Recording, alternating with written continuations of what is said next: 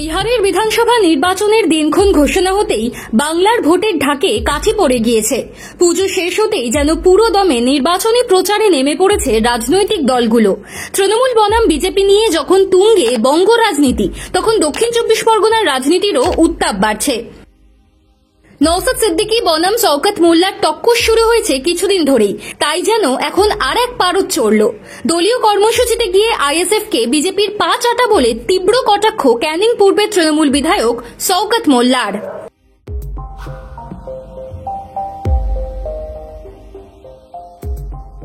নাম না করলেও ভাঙড়ের বিধায়ক নওশাদ সিদ্দিকী যে তাঁর লক্ষ্য তা বুঝতে কারোর অসুবিধে হয়নি। শওকত মোল্লার নতুন মন্তব্য নিয়ে ফের উত্তপ্ত বাংলার রাজনীতি। 6 মাস পর ভোট, 26-এর বিধানসভা নির্বাচনে ভাঙড় বিধানসভা অন্যতম হট সিট। এই আসনে গতবারের মতো এবারেও নওশাদ সিদ্দিকী নিজের দখলে নিয়ে রাখতে মরিয়া। এর মধ্যেই আবার ফুরফুরা শরীফের বড় পীরজাদা আব্বাস সিদ্দিকীর সঙ্গে বেশ কিছুদিন ধরেই বাগযুদ্ধ চলছে শওকতের। শোনা যাচ্ছে শওকতের বিরুদ্ধে ক্যানিং পূর্ব থেকে ভোটে দাঁড়াতে পারেন আব্বাস। তা যদি বাস্তবে দেখা যায়, বাংলার রাজনীতিতে অন্যতম বড় খবর হবে। শওকত কিন্তু আব্বাসকে ওপেন চ্যালেঞ্জও দিয়েছেন, বলেই দিয়েছেন তৃণমূলের শীর্ষ নেতৃত্বের কাছে তিনি অনুরোধ করবেন যেন আব্বাস সিদ্দিকীর বিরুদ্ধেই তাকে ভোটে দাঁড় করানো হয়। সে যে কোনো কেন্দ্রে আব্বাসের মোকাবিলা করতে তৈরি শওকত। এর মধ্যেই আবার ভাঙড়ের বিজয়গঞ্জ এলাকায় তৃণমূল কংগ্রেসের একটি কর্মী সভা থেকে ক্যানিং পূর্বের বিধায়ক শওকত মোল্লা বিতর্কিত মন্তব্য করেছেন। নিজের বক্তব্য রাখতে গিয়ে বলেছেন, বাংলায় আইএসএফ নামে যে দলটি রয়েছে, এই মুহূর্তে ভারতবর্ষের মধ্যে বিজেপির সবচেয়ে পা চাটা গোলাম। আইএসএফ এর বিধায়ক এবং তার ভাই প্রতিদিন কোলাঘাট কাথি ফুরফুরা শরীফে বিজেপির সঙ্গে মিটিং করে। এটা আমাদেরকে মাথায় রাখতে হবে। বিজেপি টাকা না দিলে এক পাও চলার ক্ষমতা নেই আইএসএফ এর। ঠিক কি বলেছেন শওকত, চলুন শুনে নি। আজকে ভাঙড়ে যে আইএসএফ নামক পার্টিটা আছে, এই মুহূর্তে সারা ভারতবর্ষের মধ্যে সবচেয়ে বিজেপির পাচাটা গোলাম, তার নাম হলো আইএসএফ।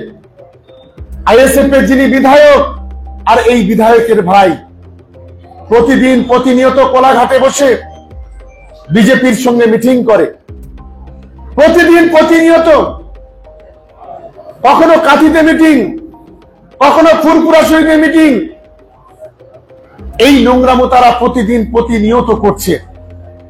এটা আমাদের সকলকে মাথায় রাখতে হবে, কারণ বিজেপির যদি টাকা যদি বিজেপি না দেয়, ওদের পার্টিটা চলবে না।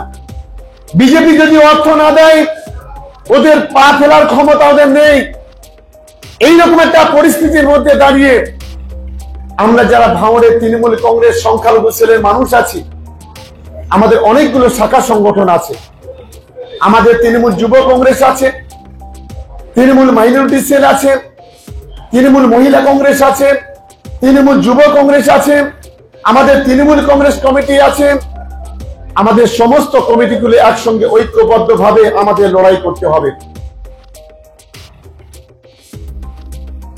নওশাদের বিরুদ্ধে শওকতের বিস্ফোরণ নতুন নয়, এর আগেও তিনি নানান অভিযোগ এনেছেন। নওশাদের বিরুদ্ধে 30 কোটি টাকা নেওয়ার অভিযোগ তুলেছিলেন শওকত মোল্লা। আইএসএফ বিধায়ক কিন্তু চুপ করে থাকেননি, মানহানির মামলা করেছেন নওশাদ। সে সময় বলেছিলেন, আমি টাকা নিয়েছি সেটা প্রমাণ করে দেখাক। শওকত মোল্লার নতুন বিতর্কিত মন্তব্য শুনেও থেমে থাকেননি। আইএসএফ বিধায়ক নওশাদ সিদ্দিকী মিডিয়াকে বলেছেন, শওকত মোল্লা সাহেব এমন অবাঞ্ছিত মন্তব্য করার জন্যই তার নামে মানহানির মামলা করেছি আমি।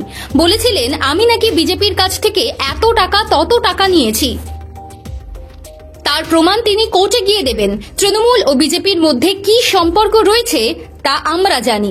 কদিন আগে বিজেপির রাজ্য সভাপতি শ্রমিক ভট্টাচার্য বলেছেন, লেবার রুমে যদি বিজেপির 2 বর্ষীয়ান নেতা না থাকতেন, তাহলে তৃণমূলের জন্মই হতো না।